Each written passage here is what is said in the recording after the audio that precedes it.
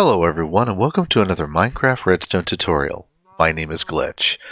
Today we are looking at making a 2-wide bubble column elevator for you to use in your survival world. Now my original survival base here at the Cleft is built into a mountain. And though I chose the location while I was running for my life on the first night of gameplay, my little hidey hole quickly became my home.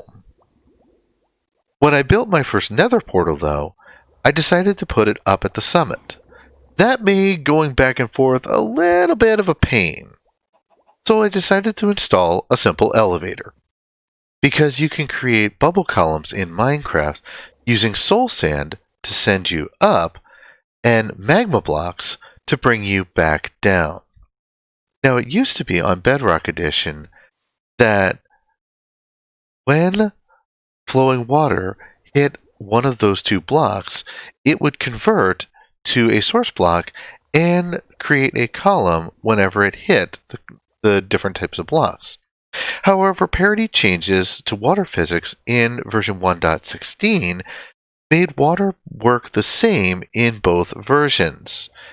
And now, if the block is moved, the bubble column stops, which meant my elevator design no longer worked. Or at least the up function stopped working.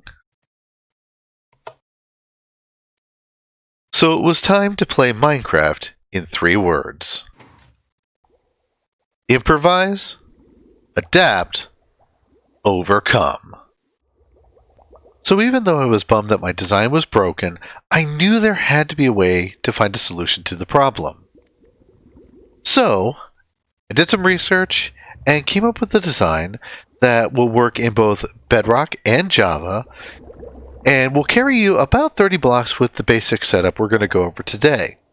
It is possible to do more than 30 blocks, and we'll cover that as we go along.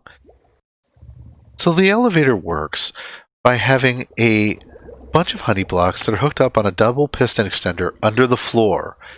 And you can swap slime blocks out for the honey blocks. I went with honey blocks for this design because they are actually easier to farm in survival. And once you have those in, you have your signs and your pressure plates holding the water back. And right now, your magma blocks are creating a downward bubble column. Then you step on the pressure plates. After a moment, the soul sand is swapped in, and the upward column comes in, giving us the ability to go up. There's a pulse extender built in so that we have enough time to make it to the top, and then all we need to do, then you can come back down. So just a quick demonstration. Step on, and we go up.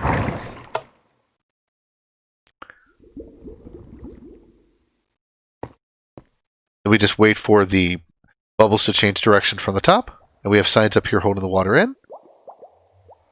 Once they move, remember to hold shift when you go down, and you come out. Now that we've seen how the elevator works, let's go ahead and jump over to a creative world and dive into the actual build. One note before we go over the supplies you'll need for the build. When you build the elevator, you will need to consider how many structure blocks and glass you will need for your elevator shaft. Because that is going to vary from build to build, I am only listing the blocks you will need to make the block swapper and for containing the water. For example, in my survival base, my elevator is built into a mountain. So the glass and glowstone that you saw in the introduction are there primarily for decoration. That being said, for this build, you will need the following supplies. 3 structure blocks, 12 blocks of obsidian or glazed terracotta. These can be mixed and matched, and I will get into the reasons why. The main thing that you will need a total of 12 between the two of them. 6 honey blocks, 2 soul sand, 2 magma blocks, 6 signs of your choice, 2 sticky pistons, 2 pressure plates, 4 comparators, 1 repeater, and some redstone dust. We will cover how to get water into the build a little later in the tutorial, since there are a couple of options on how to do that. You will also need an area that is 9 blocks wide by 5 blocks deep. The red concrete blocks are there to denote the positioning of the elevator shaft, and the block swapper will be placed in at 2 blocks below the floor level. Now to start things off, I set up a simple mock-up of the elevator shaft, and as you can see, it is not centered on the build. Just remember, you will need to place everything in. You'll need to leave a total of 5 blocks on one side of the shaft and 2 blocks on the other. The build will work in either direction, but for this tutorial, I will be placing in our double piston extender on the left-hand side. If you want to do it in the other direction, you will simply need to reverse things as we do them. But let's start out by coming inside the elevator shaft, and you want to break out the 2 blocks on the side of the shaft, the 2 blocks under your shaft, and then 3 more blocks on the left-hand side. Then take out your glazed terracotta and replace those blocks.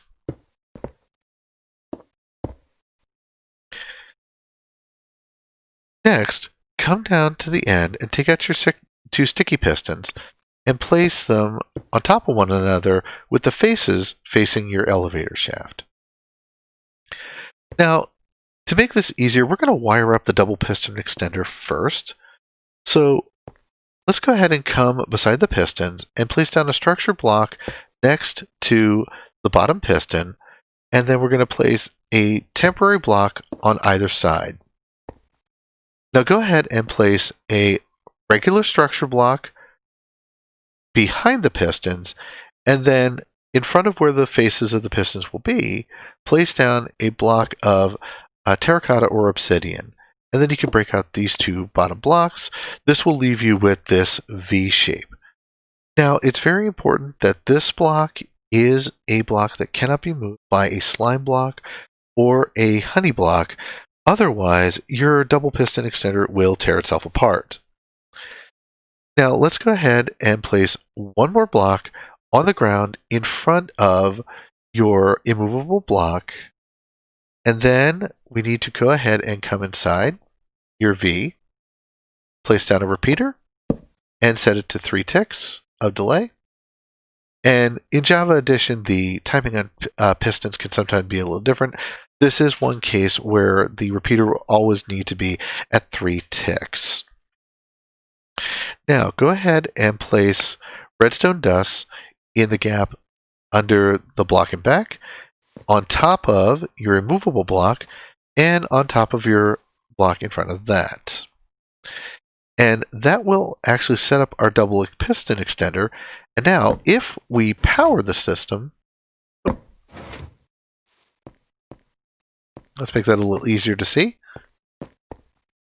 Go ahead and take our honey blocks and place 1 on the face of each piston. And then if we power the system, the immovable block is powered, which will in turn power this repeater, which will then power this block. And that will power this redstone, which then powers this block. That in turn fires the bottom piston, but there is enough of a delay on it that the pistons don't fire at the same time. Then, once the pistons get next to your immovable block, now this block is powered, which in turn fires the top piston and moves our 2 honey blocks forward together as they drag themselves together. Now, it is very important that this block up here over the piston, over the honey blocks, is an immovable block as well, and that any block that will be next to a honey block is some form of immovable block like obsidian or glazed terracotta or open space. And the reason for that is if you don't do that, when you're extender comes back, it will pull those blocks with them. Now, Obsidian is one block that is, aside from Bedrock itself, is considered an immovable block in both versions. And glazed terracotta simply seems to ignore the sticky properties of both honey blocks and slime blocks. Both work, but obsidian is a pain to mine, and glazed terracotta, well, a lot of the textures are kind of loud. So in the end, it's your choice on which to use. What I ended up doing in my survival base was using glazed terracotta anywhere that will not be visible, and then obsidian anywhere that is. So let's go ahead and add in the obsidian. And just for symmetry, these 3 blocks are not necessary, but just for symmetry, we'll go ahead and add them in so it looks better. So that'll give you your total of 12 blocks for the build. You'll need the blocks down here, and then you'll need one more there, and then at least one more block here. And like I said, I planned ahead for these to match just so it looks better. That being said, in the end, it is your choice, just as long as you make sure that it is something that can't be moved. Now that our slime block, or in this case our honey block, double piston extender is all set up, let's go ahead and wire up the activation circuit and the pulse extender. So start out by taking out your pressure plates and putting one down on each of the 2 blocks in front of your elevator shaft. Then come down, you're going to place redstone dust under those blocks. Then run your redstone line out to the front of the build, and then you're going to want to run 2 comparators into the block next to your removable block, and then place down 2 more going in the opposite direction. Place 1 more piece of redstone dust into the back of this comparator to connect everything up, and that is the pulse extender all set up. Now, like I said, this setup will give you about 30 blocks of lift, and if you want to add more time, you would simply need to add more comparators in. But that being said, let's go ahead and get our block swapper in. So go ahead and come inside your elevator shaft and place down 4 more honey blocks coming off of your double piston extender. So 1, 2, 3, and 4. And then you're going to want to place 2 soul sand on the ones closest to your extender, then 2 magma blocks on the other 2. And now, come up and step on our plates. Our blocks switch. As soon as the pulse runs out, things go back, and we are all set for the next round. Now I'm going to take a moment and set up the rest of the elevator shaft and also a platform at the top.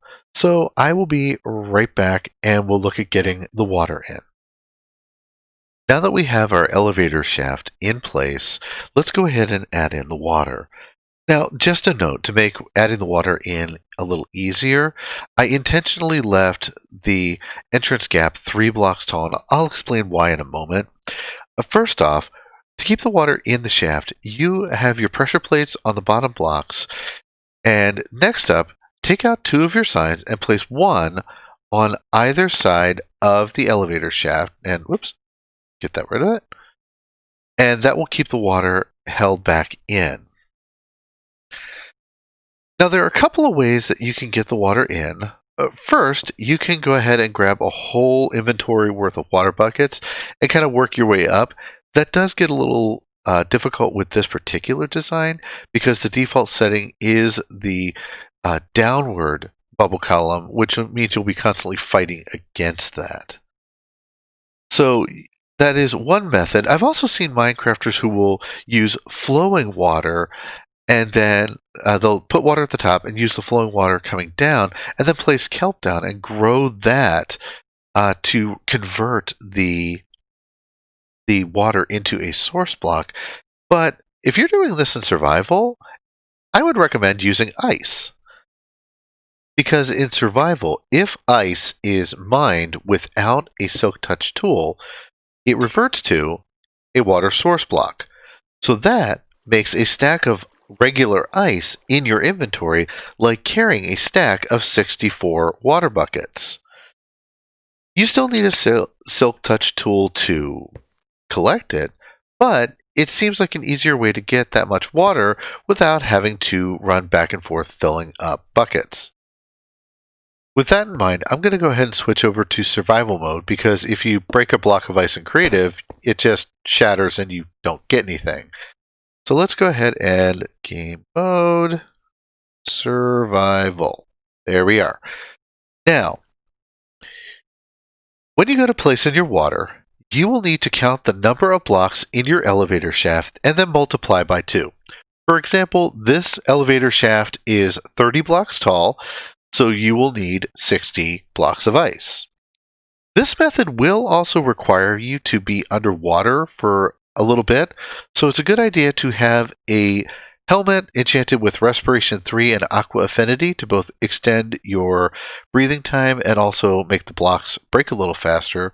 You may also want to have a potion of water breathing. The 3-minute variant should be sufficient. You'll also need to have some form of tool. For ice, a pickaxe is the best tool, though I would recommend not using something with efficiency on it because your vision is somewhat reduced underwater and magma blocks break pretty easily. So you don't want to be coming back down and break your new elevator right as you finish building it. That being said, you also want to make sure you have the last 4 of your signs and also that this third block is open. So what you need to do is start out by placing a block of ice on each of the magma blocks, jump up, place in your last 2 pieces of glass, and then look down, and then just jump up and place the ice in, making sure that you fill all of the space.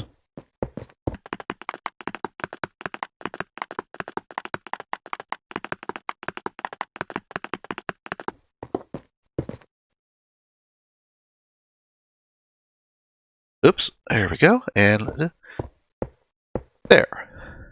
Now, before you break out the water, take the last 4 of your signs, place them on the outside of your entrance.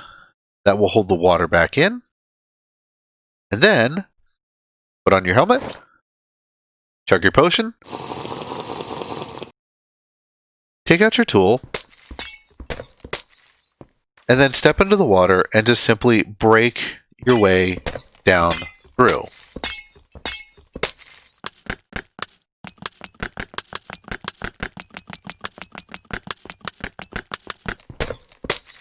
And it's a good idea to hold shift as you do this because as soon as you come to the bottom, when you break the last block over your magma block, the bubble column will activate and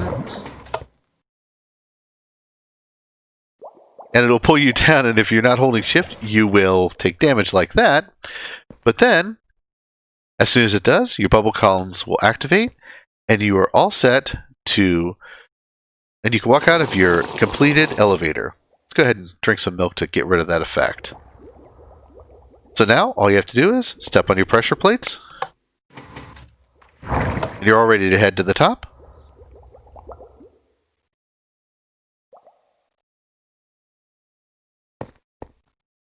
Then just wait for everything to reset.